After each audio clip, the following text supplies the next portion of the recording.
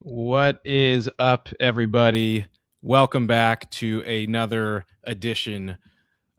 midweek edition of the Just Mets podcast. My name is Rich MacLeod, coming at you from not my home, but a hotel room in Boston on another work trip.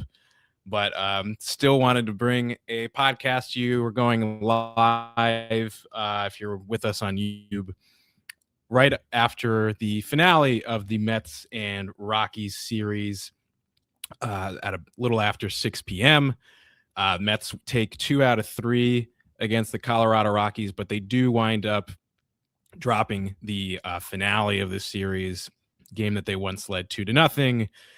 They wind up losing on a eighth inning grand slam allowed by Craig Kimbrell. We'll get into this game a little bit more specifically in a bit. And, a little bit of a mixed bag kind of reaction, I guess, because, overall solid series for the Mets. Nice to see them win 2 out of 3. Actually have won 2 straight series now. So they've won 4 out of their last 6. They're 4-2 to start the road trip, which is definitely a positive sign.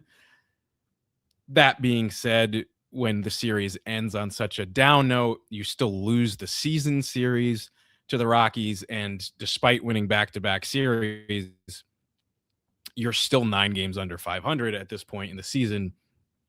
Still doesn't feel all that great. And that's the situation that the Mets have really put themselves in. If you think about it, of just, you dug yourself such a hole really with that 12-game losing streak and losing, 17 out of 20 games or something. Excuse me. Just not a great situation. And if the Mets really want to dig themselves out of that hole and give themselves some kind of real season, it's going to take them a long time to dig themselves out of this hole. Unless this team goes on like a big epic winning streak, which I think is kind of hard to ask from them with the state of the roster, just with the injuries. I'm not using injuries as an excuse. They absolutely never should have been in this scenario. They were more than healthy enough when they were in that losing streak. Other than Soto, they had everybody else. They never should have lost that many games in a row. But now at this point, if you want the Mets to go out there and win 8, 9, 10 games in a row, I don't think that that's something that's realistic to ask for right now. Once they get healthy, if they get healthy in the next month or so, assuming that Francisco Lindor comes back, assuming that Jorge Polanco ever comes back, I'm not even going to include Kodai Senga in that. I'm not going to include AJ Minter, who looks like he had a setback in his rehab when he was supposed to be coming back in the next week or so. Kind of starting to look like the pitching version of Jed Lowry. You saw him for about a half a second, but after a 2-year deal, doesn't look like we're going to get much out of him. So we'll see. But until, some of those big guys come back, I didn't even mention Luis Robert. I think the best that you can ask for is just to stack up series wins, which, to their credit, they've now done twice in a row. Again, the Angels are bad. The Rockies are bad. Both teams are worse, or at least should be worse than this Mets team, even at this current state. But that being said, this is a Mets team that during that losing streak, other than the Dodgers, they were losing to lots of bad teams too, or at least okay to mediocre teams, if not bad. They got swept by these same Rockies a little over a week ago at home. They blew a series. They could have easily swept the Twins. They got swept by the A's. I mean, how many, the Cubs are a good team, but again, these are a lot of winnable games that they gave away. So any series win at this point, you don't throw back. You don't give it back up. You don't even discount it of like, well, this team that they beat's not so great. Because at this point, you just need as many wins as you can possibly get. Obviously, that tempers excitement and expectations. And when the team is still 9 games under 500, I don't even think it's relevant to look at the standings right now. It's more about just rack up the series wins. If you can take 2 out of 3 over and over and over again, it takes a long time because, it's 2 wins and a loss, 2 wins and a loss. You're only making up 1 game in your record every 3 days, but it is incremental progress that you can make over time. But if that's the best that the Mets can do, which at this point, I think that's the most that we can ask for with the state of the roster, like I was saying, then, this team's not going to get close to 500 for quite a while. You're talking about sometime in June, probably best case scenario, again, unless they somehow rip off a huge winning streak with the guys that they have right now, which doesn't seem likely to me. Vidal Brujan is taking big at bats in the 9th inning because they kind of need him. He wasn't on the team before, MJ Melendez, Austin Slater are taking big at bats. You just look at this team and the state of this roster, and yeah, it's hard to see them making that kind of run. But there were some positives in this series. I don't want it to be entirely negative here. They do win 2 out of 3. They have won 4 out of their last 6. It is the tiniest sign of life, the tiniest glimmer of hope, but it's something. And I think we're all just trying to grasp onto some reason, any reason, even to just hope that this season isn't over in the first week of May. Give us some reason to keep watching along the way that's not just about evaluating prospects and young players. Game 1 was pretty, boring, I guess. The Mets win that game 4-2. It was scoreless going into, I believe, the 6th inning. I think they were getting no hit through 5, if I remember correctly. But they wind up driving in 4 runs in a single inning, which was all that they needed in that game. Carson Benj, I know he had a defensive miscue in that game, but that is something to be excited about, whether or not the Mets are going to be worth watching this year or not. The fact that you're seeing slow progress out of Carson Benj, just little by little on offense. And other than that play in game 1 of this series where, he misplayed a deep fly ball that should have been an out into a triple that winds up leading to 2 runs scoring in that inning. Otherwise, the Mets shut out the Rockies in that game, most likely. And David Peterson has a clean line out of the bullpen. But his defense has been spectacular, and the bat's starting to heat up slowly but surely. And that's been very encouraging for me to watch. That's exciting to see. You want to see him get above the Mendoza line. I don't think he is there at this point. Let me check what the stats look like after the finale of this series. He did pinch hit in the game. He is over 200, so that's good. He's hitting 208 now. He came off the bench in the finale for Andy Ibanez, who I didn't even mention as the, this cast of misfit characters playing for the Mets right now. Benj goes 1 for 2 coming off the bench. But yeah, he's hitting over 200 now, 208, 606 OPS. So not great there because, a lot of his hits still have been mostly singles. But his progress, he's ticking up. He's above that Mendoza line. So that's definitely positive to see out of him. And if he can just keep showing that progress, I think that's something worth watching, and that's a good thing. The other thing from that first game that I think is notable is David Peterson, the difference that he has shown coming out of the bullpen this year versus starting. I don't know if this is a mental hurdle for him at this point or what it is, but we have not a huge sample size, but a decent one, I suppose. It's still a small sample size at this point, but he's made, let me find these stats here. He's made a handful of starts this year, and in those starts, he's an 8.10 ERA. He's been, I'd say, other than maybe his first start of this season, he's been mediocre to horrible in every single one of his starts since then. 8.10 ERA as a starter, but as a reliever, which he's now come out of the bullpen in bulk for an opener 3 different times this year. He got taken out of the rotation, those appearances, got put back in the rotation, got bombed. And then the Mets did it again in game 1 of having him. Huascar Brazaban started the game. Adam Warren came in, pitched an inning or two.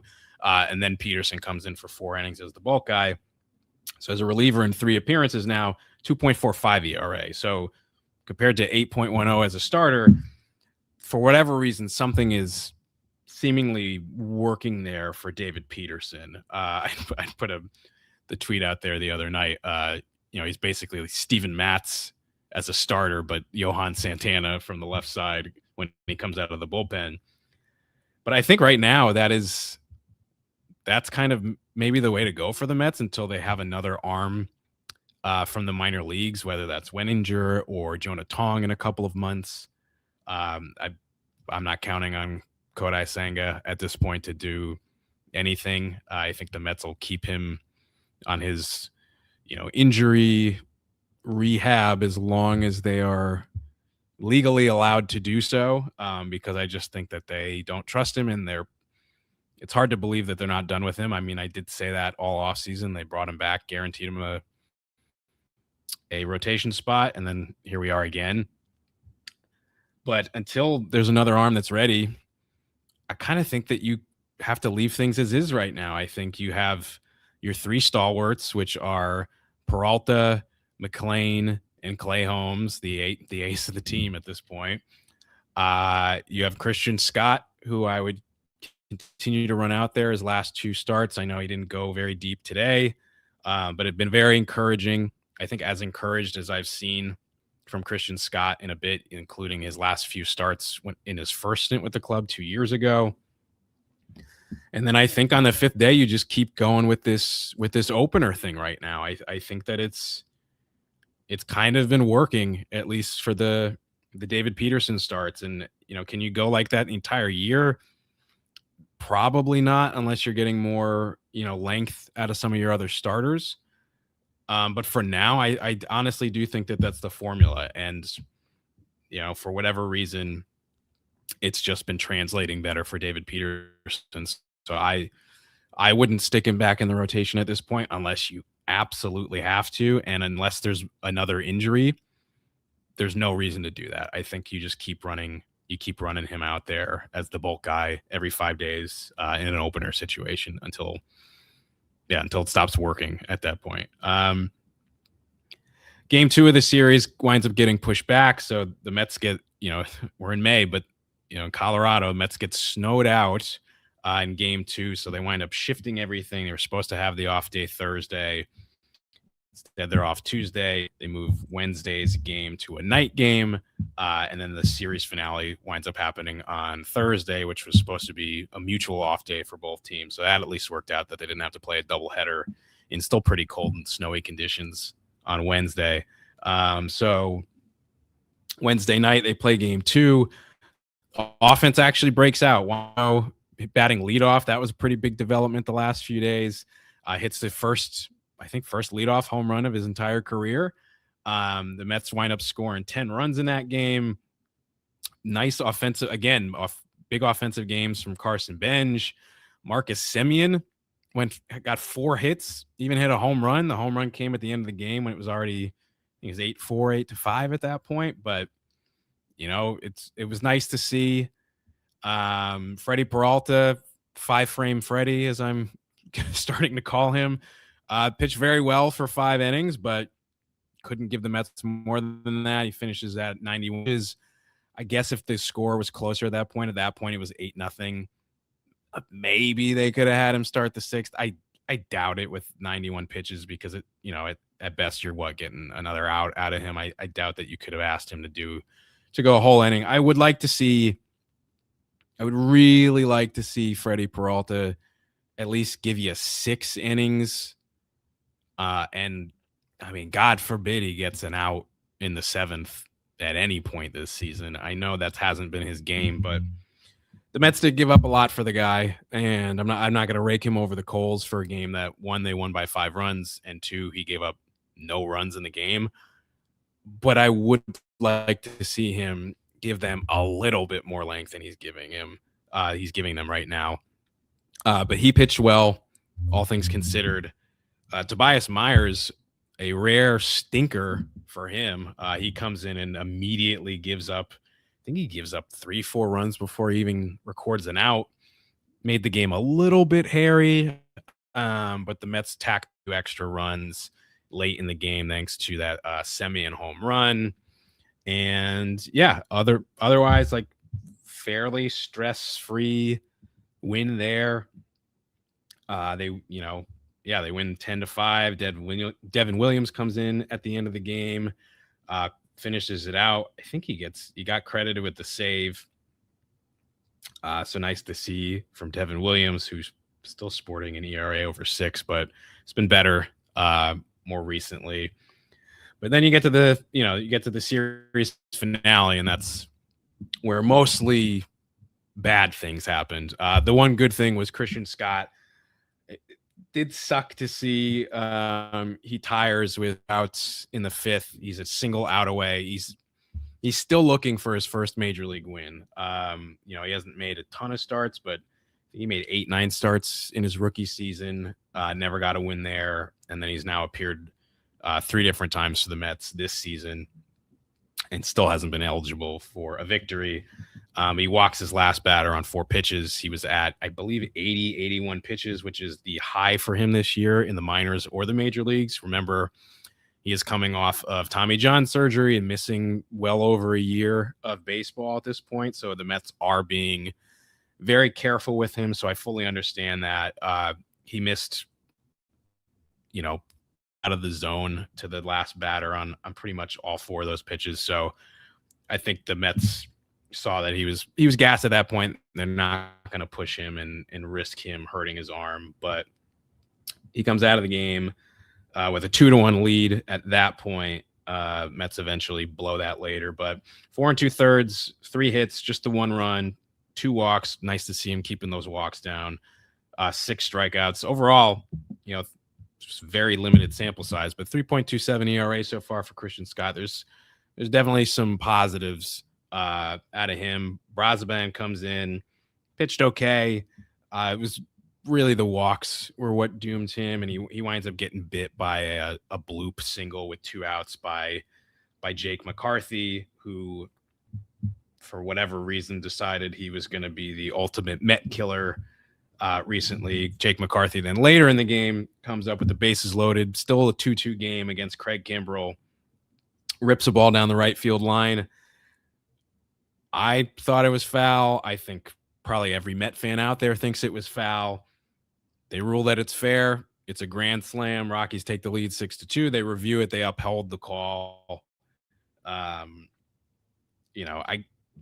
The odds are if they call that foul, maybe Craig Kimbrell doesn't still give up 4 runs, but the odds of Craig Kimbrell at this point in his career, who now has an ERA that's closer to 8 than it is to 7, gets out of that inning unscathed is very unlikely. And knowing how the Mets offense performs late in these games where they're trailing, even if they only give up a run or 2, yeah, they have a better shot mathematically of coming back. But at this point, until I see the Mets come back in the 9th inning, I'm not going to believe that they're capable of it because they haven't done it in 2 years. People may not like that stat. I don't like it either. I would love to. I have the tweet queued up in the drafts for when the Mets finally break that wretched streak of now 90 straight games when trailing in the 9th inning that they have lost, dating back to, not including the playoffs, it dates back to game 161 against the Braves in 2024, where Lindor hit that awesome home run to flip that game against the Braves and clinch a playoff spot for the Mets. Since then, 90 straight regular season games where they have not come back in the 9th inning. They do have extra inning comeback since then, one this year, one last April against the Phillies, but none in the 9th inning. I have the tweet queued up, but they can't seem to do it. You got your hopes up a tiny bit. The Mets do get the first 2 guys on base, but then you get back-to-back strikeouts from Alvarez and MJ Melendez is pinch hitting, and then Vidal Brujan, unfortunately, comes up with Soto on deck. If Soto comes up, he would have been the tying run, but Vidal Brujan pops up, and the Mets lose 6-2, so they lose the finale. A solid series from the Mets, but again, 9 games under 500. They blow the last game, and what they did today in this finale was what they so often seem to do, which is just so frustrating. And it's not just even this year. It's something it feels like they do every year. Is if the Mets score 10 runs in a game, you're essentially guaranteed that they're not going to hit the next day. And oftentimes they're not going to hit for several days after that. So unfortunately, that's kind of what happened today. They scored 2 runs in the second inning, and then they never score again. And the runs that they scored were not, anything to write home about. Andy Ibanez gets a sac fly that scores Austin Slater, and then Tyrone Taylor gets a 2-out single to drive in the second run of the game, and that was it for the Mets offense. They didn't do much. The third inning they had 1st and 3rd with 1 out and Vientos up. That was honestly one of their only real scoring chances. After that, they don't come through.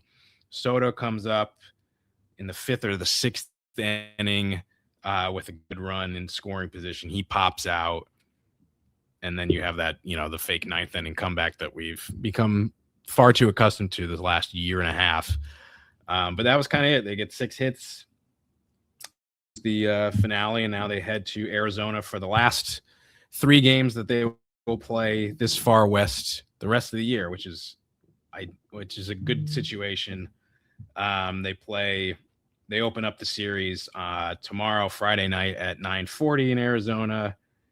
They got McLeod on the mound, who you're hoping is going to bounce back from worst start of his career, which really wasn't even that bad. It was really just the length that he gave them.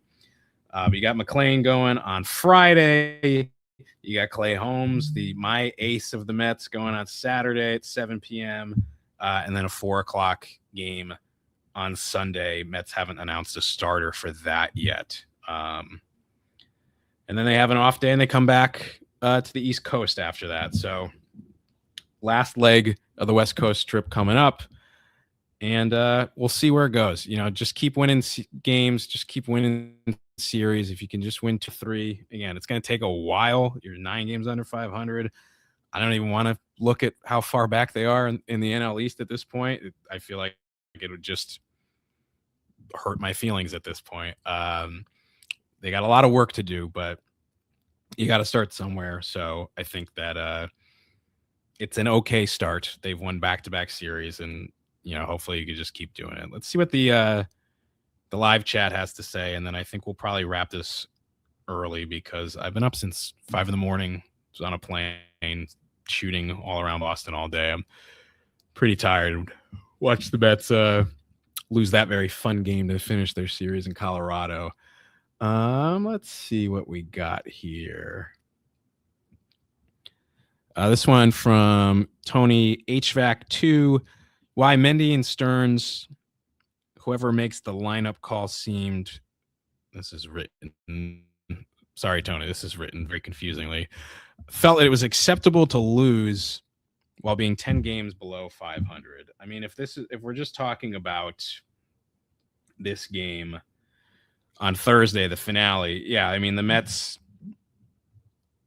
like, I don't love, with the amount of injuries that the Mets have, I don't love this idea of, going so in on the righty-lefty matchup stuff when the righties that they have available to them are just so bad. Like, I never need to see Andy Ibanez taken at bat for this team. I don't particularly know why he's even on this baseball team. Like, I would rather Carson Bench, I'd rather watch him go 0 for 3 against the lefty. And again, this is not Blake Snell. This is not Randy Johnson. This is not this like elite hard throwing lefty. It's Jose Quintana, and it's Jose Quintana at Coors Field in the twilight of his career. Let Carson Bench get some at bats against a lefty, and that's It's not the worst lefty to get some attempts against. I don't need to see Andy Ibanez. I know he got a sac fly. He's hitting 100 this year. I don't need to see that. Austin Slater, I know he goes 2 for 3 before he comes out of the game. He's been okay. I don't really need to see Austin Slater out there. Tyrone Taylor over MJ Melendez, Vidal Brujan. It's a pretty bad lineup. But other than I'd say Ibanez and maybe one other of those guys, they just don't have a lot of guys available to them. They're 2 starting switch hitters and starting right-handed center fielder are all on the injured list. So there's not a ton of other places for them to go at this point. But I don't need to see Ibanez, especially like if it's against a really tough lefty. Like even then, I'd say no, but I could excuse it a little bit more. But I would just love to see Carson Bench get some more hacks against lefties, especially if it's going to be guys like Jose Quintana.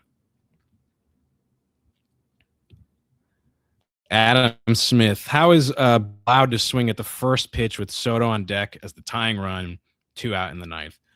I think that is incredibly fair. I know some people might argue that, hey, like first pitch might be the best one that you see. Senzatella had just blown away MJ Melendez on a 99-mile-an-hour fastball. He struck out Alvarez on a 97-mile-an-hour fastball right before that. So maybe he was trying not to get to 2 strikes and jump the pitcher.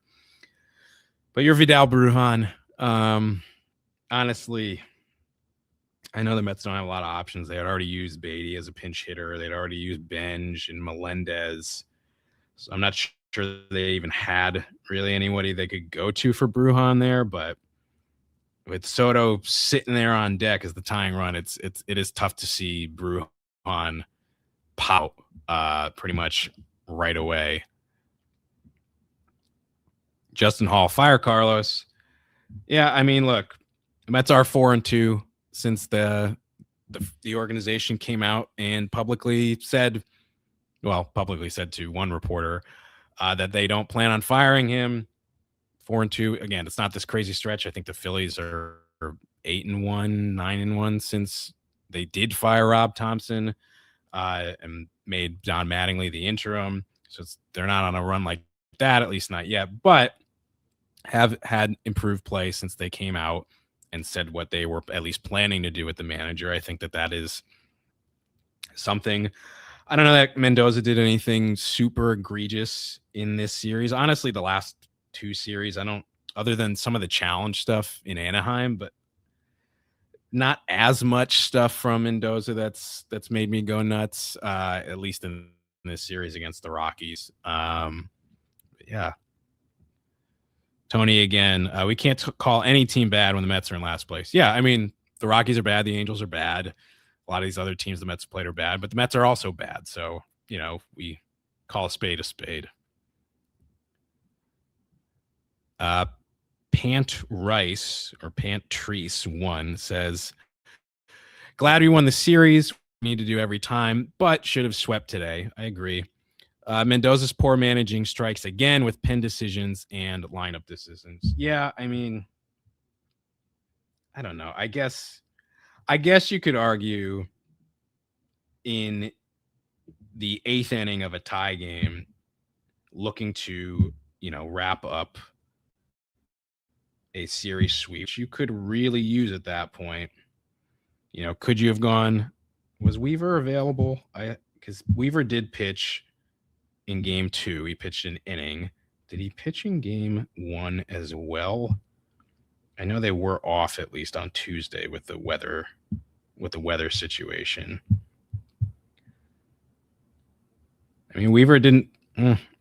Yeah, I mean, Weaver pitched last night, but they were off on Tuesday. He didn't pitch on Monday either. I think you could make a very good argument that, maybe Weaver should have gone there, but the counterpoint to that was Devin Williams not available because Devin Williams pitched Sunday, Monday, and Wednesday, which meant if the Mets needed a closer today, it was going to have to be Luke Weaver. They were saving him for at least a tie game in the ninth inning, if not a lead, and the next guy on the totem pole, because you were doing, you had to go to your bullpen a lot today, and you had to use your bullpen a lot on Monday with the opener, was that Craig Kimbrell had to come in after, Scott goes 4 2/3, Brosman pitches an inning, Adam Warren pitches 1 1/3, or Austin Warren, excuse me, pitches 1 1/3. Kimbrell at that point, maybe he could have gone to Raley. But yeah, I guess I don't have as much smoke. Should Kimbrell be on the team? I thought there was validity into having him on the team. This team doesn't have guys who really throw very hard out of the bullpen, and Kimbrell doesn't throw super hard anymore, but still throws harder than other guys that they have. But I mean, he's been pretty bad. He's had a lot of blowups, and yeah, I don't know. Probably should have done a better job building the bullpen this offseason. I think that was a critique we had even when we thought this team was going to be good, was that the bullpen didn't feel like it was good enough. But yeah, based on what the roster situation is, based on who was probably not available on when you look at how the other pitchers are getting used, there's no way Devin Williams is available today. Just looking at those last couple of games that he's been used in, he's used a lot this week. It's unfortunate they had to use him on Wednesday in a game that you once led 8-0. I think that may have ultimately screwed the Mets a bit today. But Craig Kimbrell, you get a clean 8th inning against, this is not the Colorado Rockies with Todd Helton and Cargo and Troy Tulowitzki. Don't come in and give up 4 runs before you retire a batter. It's Jake McCarthy. Again, this is not Matt Holliday. So I don't know. I don't have as much smoke for Mendoza with honestly the lineup or the bullpen decisions, because he's not dealing with a full deck of cards right now. There's 1 or 2 little moves I might nitpick. Again, Ibanez was the one that I called out, but I don't think that that's so egregious based on who else is available to them.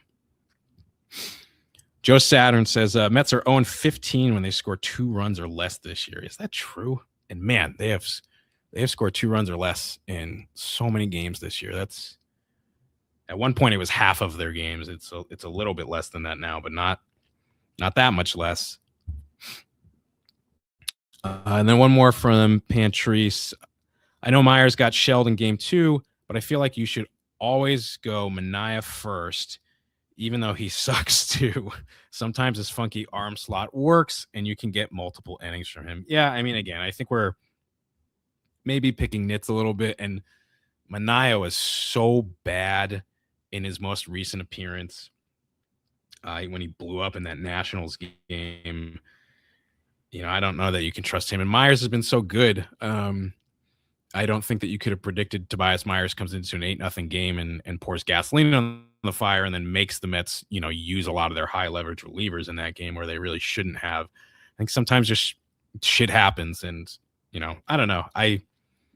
I've had a lot of smoke for the manager. I still kind of think that they probably should have moved on from him, but I didn't feel like he did anything that actively cost them games or could have cost them games in this series at all. I think today was mostly about just like the players didn't perform, and they don't have a lot of great players available to them right now. Just sucks because you would have felt a lot better if we're talking about the Mets sweeping a series, 7 games under 500. Still bad, but a lot better, and winning 5 of the last 6 would have felt a little bit better. But it's a little bit more slow incremental progress, and I'm not gonna do backflips over it, but I prefer seeing that than what we had to watch for 3-4 weeks before that, which was just absolutely miserable to experience. Cool. All right, I think that's gonna do it for me. Appreciate you guys for tuning in on Twitter and YouTube. If you're listening to this later on the podcast apps, we appreciate you guys as well.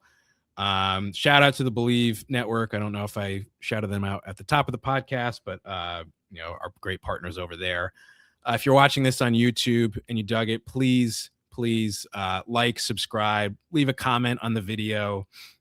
More types of videos you'd like to see, thoughts that you had on the team, or anything we talked about in this week's episode. It really does help us in the algorithm gods that we now have to pray to at this day and age.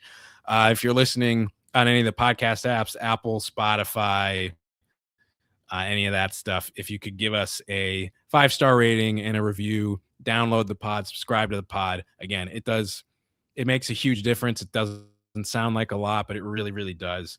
So if you can do that, we would really appreciate it. I will be back on Sunday to recap the week. It sounds like Andrew may not be with us for our weekly episode because of some Knicks film school stuff and the holiday for Mother's Day. So see if I can find a fill-in co-host, or if I'm going to be doing that solo. So we'll keep you guys updated on socials about that. Until then, thank you guys all for tuning in. Thank you for watching. And I'll steal this one from Andrew. As the great Gary Cohen says, we are